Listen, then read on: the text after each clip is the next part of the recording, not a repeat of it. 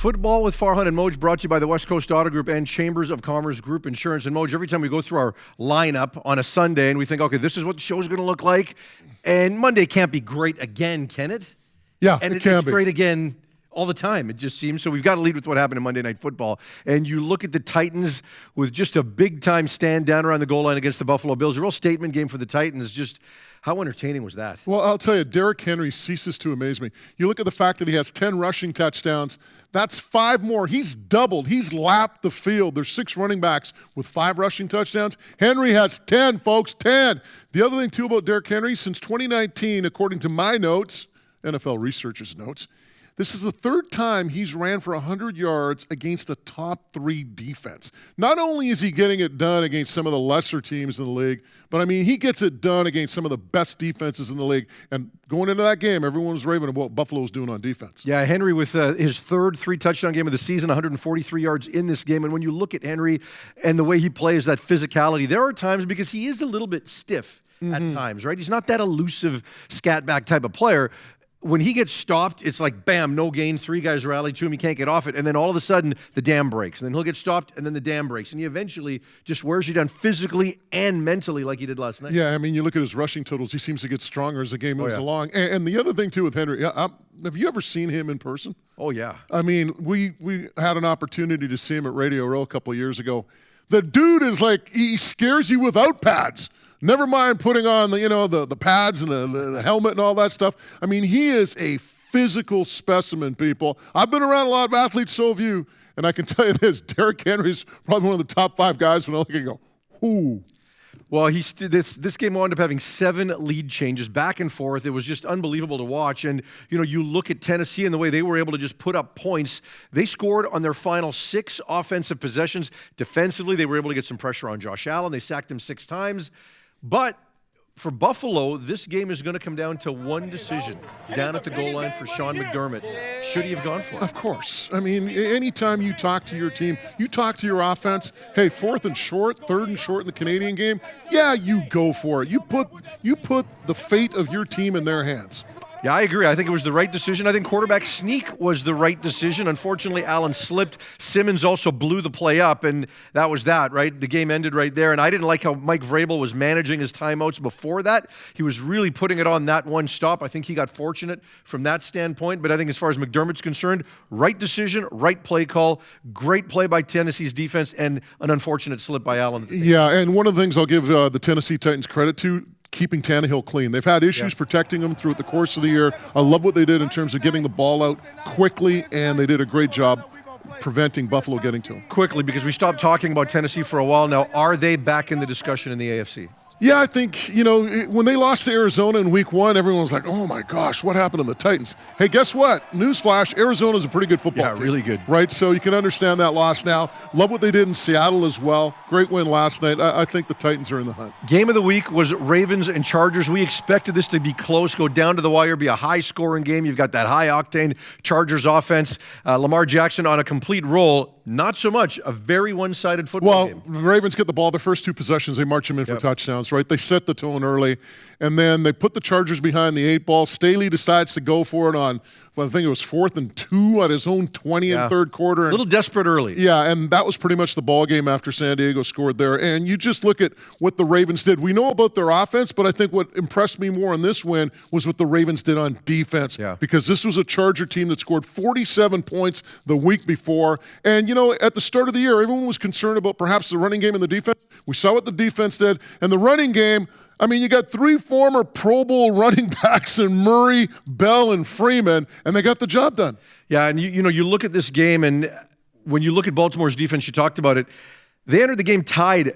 They were 28th against the pass, but they wound up holding Herbert to just 195 yards through the air. The Chargers had scored 47, 28, 30 points in their last 3 games. They gave up 525 versus Indy the week before. And it was a complete roll. Baltimore gave up that many yards, I should say, 525. It was a complete about-face, what they were able to do. Herbert said after the game that they saw some looks they hadn't seen at all. You could tell Baltimore had put in some defensive looks, Wink Martindale, their defensive coordinator, just for this game, and it clearly had an effect. So not only were they great defensively and on special teams, offensively they were okay. Lamar Jackson was fine. They ran the ball well, but they also won from a coaching perspective. Yeah, and when you look at the National Football League, it's about going into a game, showing some new wrinkles. You don't change your playbook going into games, but you can put in new wrinkles, disguise things, and have to make teams adjust. And then when they make those adjustments, maybe that's the whole goal, is to make them make that adjustment, and then maybe you get the matchup from there. We were not talking about the Ravens after all of those preseason injuries, Gus Edwards, D.K. Dobbins, everything they had to deal with during the preseason. And then all of a sudden now they've won 5 straight. We talk about the Bills, we talk about the Titans. We'll see where Kansas City is at, but the Ravens are absolutely at or near the top of the AFC conversation. Without a doubt, and anytime you have Lamar Jackson as your quarterback, you're in any football game. Let's look at the Cowboys and their impressive win against the Patriots. I remember going to Place Drop. I remember going to Foxborough. Tampa flat out could not throw the ball against they couldn't throw the ball against New England's secondary, right? They had to check. They had to run the football. Tampa had to run the football to squeeze out a win in that one. And we just assumed that this is how you have to play against the Patriots. Not so much. The Cowboys destroyed them offensively. I just look at this Cowboys team, and it's pick your poison, right? I mean, if you want to put 7, 8 in the box and take care of Elliott and Pollard, well, guess what? Dak Prescott is going to burn you. If you want to lay back and play pass first, guess what? They're going to pound the ball with Pollard and with Elliott. I mean, right now, this offense, to me, again, it's firing on all cylinders, and it's just scary to see what Dak Prescott and company are doing. And, the story with the Cowboys, their defense, because everybody at the start of the year talked about their defense and how much of an issue it would be. Guess what? They're getting it done. Dan Quinn got that young stud, Micah Parsons, in there. Trayvon Diggs has been outstanding. So this is going to be an interesting season for the Cowboys. Yeah, I think it is. And, that defense is coming of age very early. They didn't invest a lot in that defense, as far as free agency. They did in terms of draft capital with Micah Parsons. But defensively, they were good. But I just look at this offense. It's Dak's 9th career 400-yard game. It's the 4th time this season they've scored 35 or more points. So 567 yards of offense against that Patriots defense, 32 first downs. They drove in to to New England territory on 9 of 11 drives. They owned every facet of this game. If it wasn't for some penalties in the first half, this game would never have even been close. 9 different receivers for Prescott. And the other thing, too, you talked about dismantling that Patriots secondary and their pass defense. 25 of those 32 first downs you mentioned came through the air. Yeah, and Michael Gallup's not playing right now. I mean, he's injured. He was supposed to be the 1A. CeeDee Lamb is an absolute stud, and they've got depth offensively. That's going to be a really difficult team to stop. And, I think Bill Belichick also made some coaching mistakes, which we don't say often. Late in the first half, he had a chance to go for points. There was about 90 seconds left, and he got really conservative with Mac Jones in that moment. So a lot there. But also, Dak Prescott now has the calf injury. He needed help underneath or in and around the locker room area afterwards. They get the bye, though. They've got the bye. So it couldn't have happened at a perfect time. It's going to work out well for them. And then Trayvon Diggs, of course, defensively. We'll get into him a little bit later. But Trayvon Diggs, 7 interceptions in 6 games, including 2 pick sixes. This guy's ridiculous right now. And, you think teams are going to stay away from him. The Patriots didn't, although I will give Mac Jones credit and the Patriots credit. They go right back kind of after him in a way. Bourne winds up scoring on that 75-yard touchdown pass. So give them credit for being persistent. But, man, right now I'm keeping the ball on the other side. I'm staying away from Diggs. Let's change gears now. How about my guy, Trevor Lawrence? How about Michael Toy's guy, Urban Meyer? They finally win a game. They had to go to London to get this thing done against the Miami Dolphins. Both teams are 1-5, but hey, the Jags won. We thought they might not. Yeah, Urban, he might have had a lap dance after the game to celebrate. So, I think the thing is with the Jags is you're starting to see Lawrence kind of get it at the NFL level. Yeah. He's just starting to look more and more comfortable each and every week. And what about the kicker?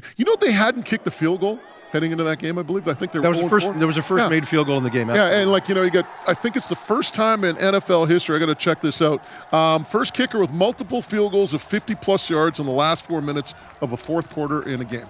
That's history. And right at the end, Urban wanted to throw a Hail Mary. right? They were at the 44-yard line. It would have been a 61-yard field goal attempt. He wanted to throw a Hail Mary or potentially go into overtime, and it was Trevor Lawrence that said, no, we can't do that. And they were able to execute with 5 seconds left. Just a quick catch. Guy went down, and they had a second left in the clock, and they were able to get the field goal and just find a way to win a game. And both Tua, who returned to the lineup, and Trevor Lawrence were over 300 yards. I think that's only the second time ever that two quarterbacks under the age of 24 have wound up throwing for over 300 yards in the same game. So for the Dolphins right now, this team was all about defense. They were all about turnovers a year ago. They can't get out of their own way defensively. This is a completely different defensive football team. You can't blame Tua for this one. The Dolphins are going in the wrong direction. No, they are. And they're imploding right now, and it's going to be interesting to see how the season plays out. And Tua dealt a tough hand. Devontae Parker, Preston Williams, Will Fuller, all of these guys are injured, so hopefully they get those guys back pretty soon. Meanwhile, before we switch over to go for two, we have got the Chiefs with a 31-13 win against Washington. What's your takeaway? We talk about them every year, every day, every week, I should say, because of Mahomes and that explosive offense. What's your takeaway? Well, I mean, second half they scored on 3 straight drives, but I mean, it was Jekyll and Hyde. The interception that Mahomes threw in the first half, which one? He's scrambling to his right and he just kind of flails the ball up. That was probably the worst play I've seen from Patrick Mahomes ever. Well, I mean, it was, and they were just Jekyll and Hyde, and they couldn't get out of their own way in the first half, but okay, you got away with it against the Washington football team, but if you play like that in a half against a really, really good team, you're not going to win a football game. Well, and the other interception for the second straight week, Tyreek Hill hands somebody an interception. Perfect pass thrown right in his hands, pops up in the air, turns into a pick. So I just can't see that happening all the time. I mean, Mahomes has been that guy where he's been, he's slinging it. He's slinging it. He tries those crazy throws. This is the first time we've seen on a consistent basis him having to pay for that.